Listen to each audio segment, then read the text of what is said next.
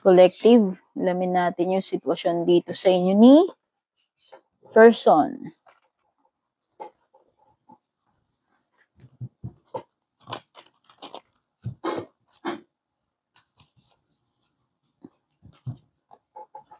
Oops, lumalabas to. There's self-growth, self-focus, soul-finding.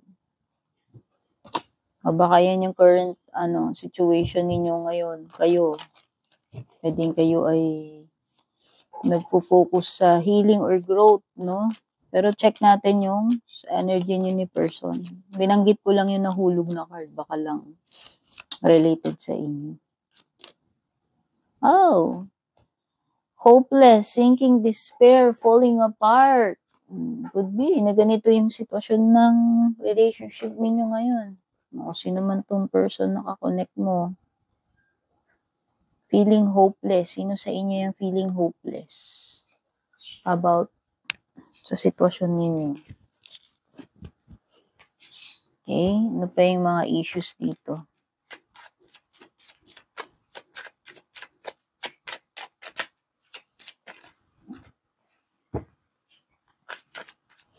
Oo, yung isa dito, desperado. Oh, kasi parang kumbaga sa barko palubog na yung ninyo, relationship ninyo eh. Kumbaga going down na siya.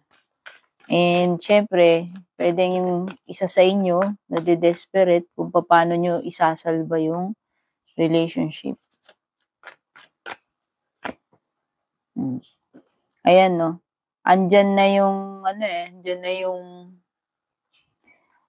wala nang kasiguraduhan. Ayan, unsure, uncertain na yung future ninyo nitong person na to. And bukod sa pagiging hopeless, confused din siguro kayo sa ngayon.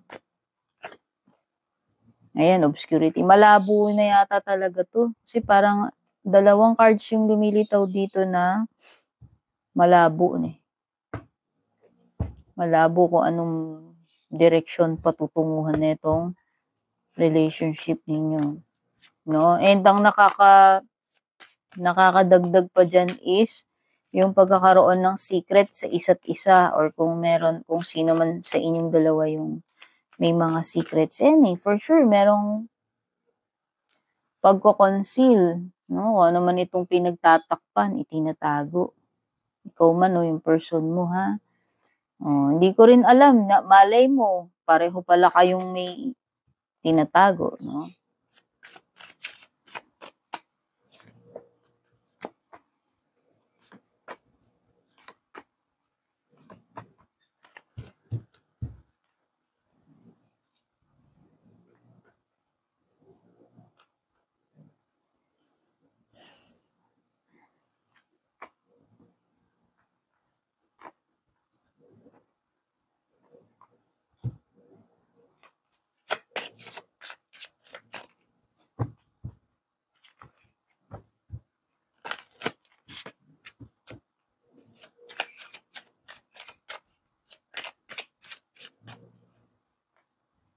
Kita ba? Hindi ko nakikita kung ano.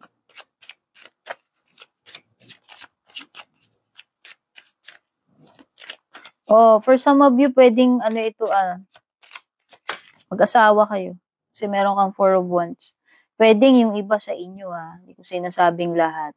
Pwedeng yung iba dito, married na kayo sa isa't isa nitong person na to.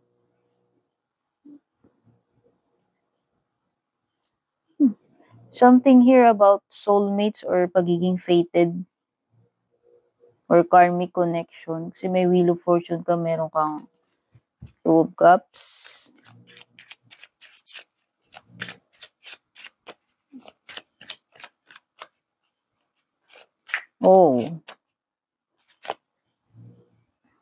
I think parang hindi naman ganun kabad yung nakikita ko ditong pupuntahan ng situation ninyo eh. Actually, kulang lang siguro kayo sa maayos na usapan. Hierophant energy, it could be na married na kayo nitong person na to. Kasal na kayo.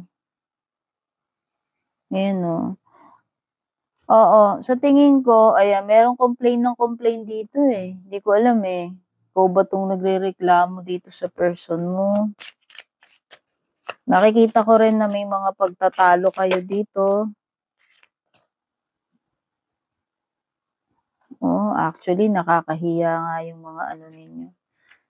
No? Parang meron dito isa sa inyo, nahihiya na kayo kasi, alam mo yun, pwedeng naiiskandalo ka every time na magtatalo kayo, mag-aaway kayo, no? Parang, oo, parang nalalagay sa kahihiyan eh. Kasi may mga couples na ganun sila mag-away, alam mo yun. Lalo na kung may mga kamag-anak na kapalibot sa inyo, eh lalo na kung kasal kayo, in-laws, yung mga kapitbahay ninyo na pwedeng naki-curious na mamarites sa inyo. Para tuloy nagkakaroon ng ano dito eh, parang, ano ba tawag dito, yung feeling feeling nung isa sa inyo dito is hindi siya good enough, 'no? Puwedeng ang pinag-aawayan niyo dito is mga pagkukulang, oo. Madalas naman 'di ba, yung mga relationship kahit hindi mag-asawa, sa umpisa ayan, sweet na sweet 'no, ano kayo yung very passionate, tapos habang tumatagal, minsan nagkakaroon na kayo ng ano, lalo na kung kilala niyo ni isa't isa. Yung lumilitaw ba yung mga incompatibilities ninyo. Siyempre sa umpisa, hindi pa gano'n ka-ano, mami-meet mo yung tao 'pag matagal mo ng kasama, eh. So, ang nakikita ko lang dito, puwedeng may nagko-complain. Sa tingin ko puwedeng merong isa sa inyo ang na-e-emphasize yung pagkukulang niya. Hindi ko lang alam kung both of you, puwede rin namang may pagkukulang kayo sa isa't isa. Pero parang yung isang energy kasi dito sa inyo, yung isa sa inyong dalawa is siya yung mas nagko-complain, okey?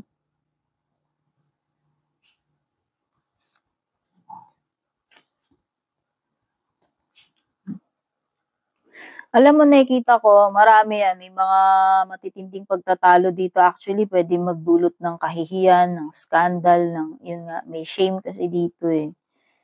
Oo, so actually puwedeng mga grabeng pag-aaway ito. And ano, puwedeng repetitive na, eh, kasi meron ka ditong Wheel of Fortune.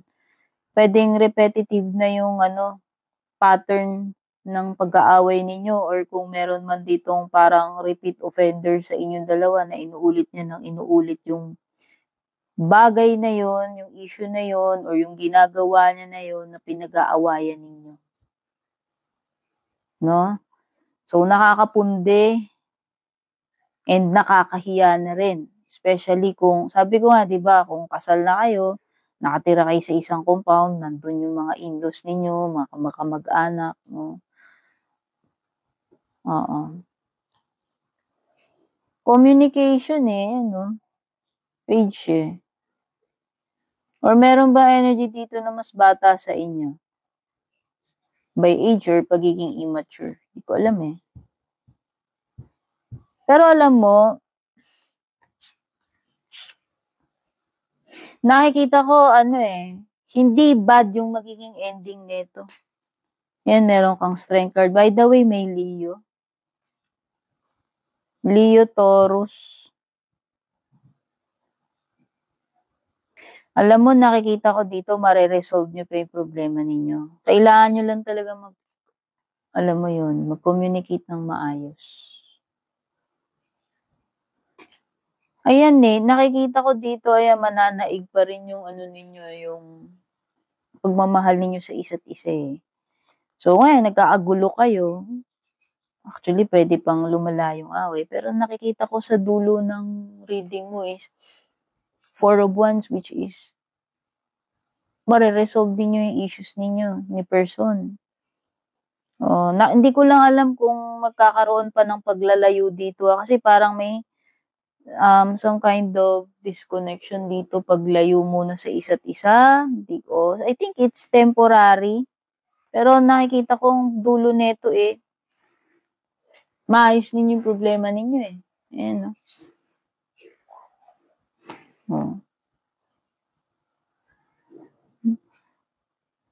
So, ito ay something na pinagdadaanan ninyo. Lahat naman ng couples, lahat naman ng marriage dumadaan sa pagsubok, ayan. Sa tingin ko ito ay isang pagsubok na malalagpasan ninyo. Kasi maganda yung dalawang dulong card mo, at saka yung Wheel of Fortune mo is upright. So, nakikita ko dito, mag-i-improve ba yung situation, hindi naman ganito kagrabe. Okay, although pwede siguro iba sa inyo, kaya siguro nafi-feeling hopeless kayo kasi nga repetitive yung pattern, ulit-ulit na lang na gano'n. Okay. Isa pang issue bakit kayo away ng away, kasi puwedeng may mga past issues kayo nitong person, and puwedeng may mga resentment kayo sa isa't isa about doon sa past na yun, 'no? Siguro puwedeng may nangyari na issue na past na, alam mo yun, parang nauungkat-ungkat, or merong resentment kayo dahil doon sa past issue na yun, na kapag binabalik, alam mo yun, nananariwa, 'di ba, gano'n naman yun. Dapat nga 'pag past na, kung talagang pinatawad, pinatawad na. Sun card, sa tingin ko magiging maayos pa 'to. Hindi pa ito hindi pa yun totally hiwalayan, kasi ayan, 4 of Wands yan, ibig sabihin hindi naman mauuwi sa point na talagang maghihiwalay na talaga kayo, At tingin ko nga dito sa Sun card, Sun card is an indication na mag-i-improve yung mga bagay-bagay. Yun din naman indication ni Six of Swords. Okay, siguro may mga kailangan kayong ma-realize dito. Magbigayan, pero ang nakikita ko is, hindi naman talaga gano'n ka-desperate or hopeless yung situation ninyo. Siguro meron lang ditong mga matitigas ulo. And puwedeng nagiging selfish, siguro. Pero yung ayan, hindi niyo bibitiwan ng isa't isa, yun ang nakikita ko. Maghiwalay man kayo siguro nito, temporary yan, kasi may nakikita ako dito parang maglalayo muna, disconnection. Pero ang ending mo is Sun card, Okay? So, sa tingin ko maayos niyo yung problema niyo ni person. Okay, so nabanggit ko na yung mga signs kanina, ito puwedeng Leo ito, Sun card din. Leo, ano ba yung sinabi ko?